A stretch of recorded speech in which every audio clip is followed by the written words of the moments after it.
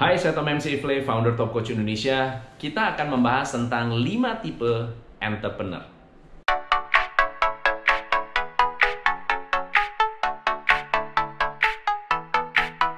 Yang 5 tipe entrepreneur saya bagi berdasarkan motivasi ketika memulai bisnis. Tipe yang pertama adalah Anda menjadi entrepreneur karena kebutuhan.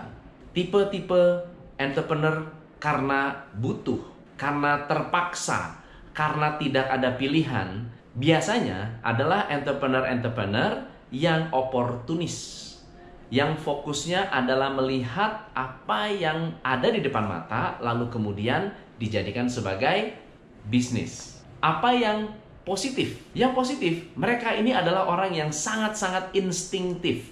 Instinktif itu apa? Melihat sesuatu jeli, ini kayaknya bisa jadi bisnis nih. Ini kayaknya bisa jadi bisnis. Kelemahan-kelemahannya juga ada. Kelemahan yang pertama, kalau kebutuhan sudah terpenuhi, biasanya mereka akan selesai. Yang kedua, kelemahannya adalah karena mereka tidak memiliki goal yang konkret, goal yang jelas, goal yang besar, goal yang sifatnya jangka panjang, maka orang-orang seperti ini cenderung gonta-ganti bisnis. Saat ini lagi bagus, ambil. Saat ini lagi bagus, ambil. Saat ini lagi bagus, ambil. Itu adalah tipe yang pertama, yaitu bisnis karena butuh. Tipe yang kedua. Tipe yang kedua adalah Anda menjadi entrepreneur karena hobi. Nah, banyak di luar sana punya hobi, punya sesuatu yang disukai, tidak sengaja lalu kemudian menjadi bisnis. Misalnya saya hobi masak, bikin restoran. Saya punya hobi gunting rambut, bikin salon. Saya punya hobi kumpulin perangko, jadi kolektor perangko. Atau saya punya hobi nulis buku, akhirnya bikinlah buku. Orang-orang yang berbisnis karena hobi rata-rata punya karakteristik yang sama. Pertama, mereka sangat-sangat tidak perhitungan. Mereka itu kalau yang berkaitan dengan hobi, mereka akan jalan. Pokoknya ada hubungan dengan hobi, mereka mau maju, ya. Dan mereka itu orang-orang yang terlihat sekali passionnya. Kalau memang hobinya masak, hobinya restoran, hobinya jalan-jalan, hobinya olahraga, atau hobinya mungkin fotografi atau filmmaking dan seterusnya, itu mereka rata-rata memiliki passion yang terlihat jelas. Kelebihan yang menurut saya cukup bagus. Nah, kelemahan mereka adalah mereka tidak berpikir bahwa bisnis itu harus menguntungkan. Banyak orang yang karena passion, bisnis nggak untung tetap dijalanin. Tidak ada prospek, tetap berjalan. Omset kecil pun tetap jalan. Ada yang lebih parah lagi. Ada satu bisnis, saya kenal orangnya, bisnisnya mulai bagus, mulai rapi, mulai besar, mulai terlihat solid. Tiba-tiba ada investor lihat dan menawar bisnis ini untuk dibeli. Waktu itu saya ingat banget, mau dibeli 100 miliar. Oke. Actual value bisnis itu masih 10 miliar. Mau dibayar 100 miliar. Pertanyaannya, dibeli nggak? Ternyata nggak dibeli. Nggak dijual. Bahkan mengatakan bahwa saya nggak butuh duitnya. Yang penting passion saya ada di sini. Karena dia tidak mau kalau sudah ada investor, maka dia menjadi sapi perah. Ceritanya begitu.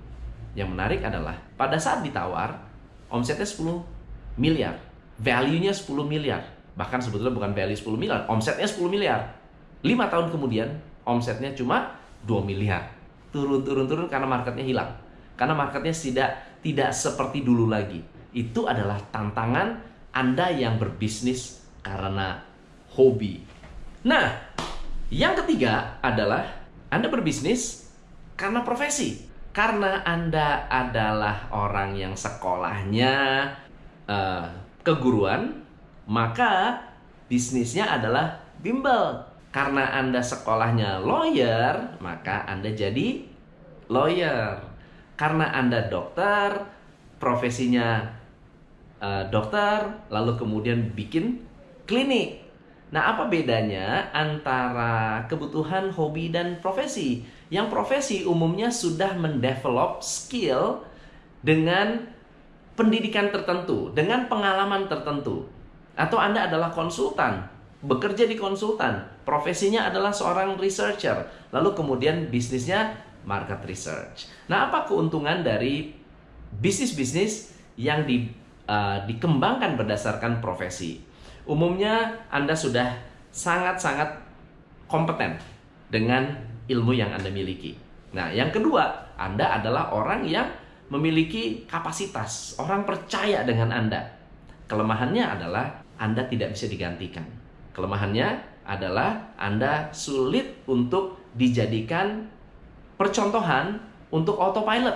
Contohnya, saya ini menguasai coaching, ya. Lalu kemudian yang paling bagus coaching cuma saya.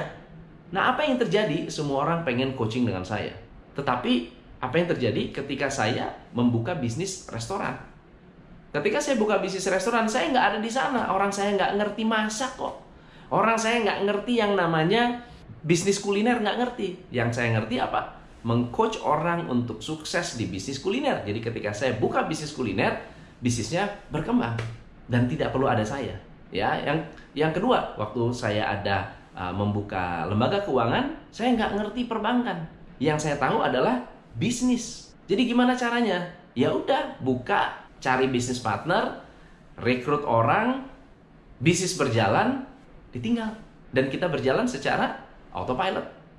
Nah, kalau Anda adalah seorang dokter gigi, Anda yang paling hebat di sana, lalu kemudian Anda buka klinik, biasanya Anda harus ikut terlibat bekerja. Dan itu menjadi sebuah kelemahan. Yang keempat, entrepreneur yang bergerak karena opportunity. Jadi biasanya mereka-mereka ini adalah orang-orang yang suka melobi. Mereka adalah orang yang senang melihat satu kesempatan dengan kesempatan lain, kemudian dikawinkan dan kemudian menjadi broker. Nah, berapa banyak orang-orang yang kaya dan sukses karena mempertemukan dua pihak yang saling membutuhkan. Dan banyak sekali bisnis-bisnis oportunis ini mengembangkan bisnis seperti properti, pertambangan, kemudian supply barang, kemudian berhubungan dengan pemerintah, mencari supplier, lalu kemudian ikut negosiasi, ikut mengisi barang, dan seterusnya. Mereka banyak sekali berkembang. Tantangannya, mereka rata-rata nggak punya produk. Rata-rata mereka nggak punya produk. Dan mereka rata-rata lebih convenient, lebih nyaman kalau mempertemukan dua pihak yang saling membutuhkan. Dan yang kelima adalah orang yang menjadi entrepreneur karena obsesi. Dan ini banyak sekali.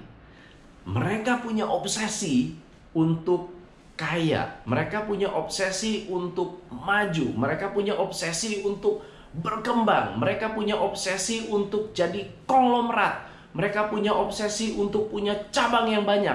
Dan ini sangat bagus. Kelemahannya adalah seringkali antara obsesi dengan skill tidak berimbang.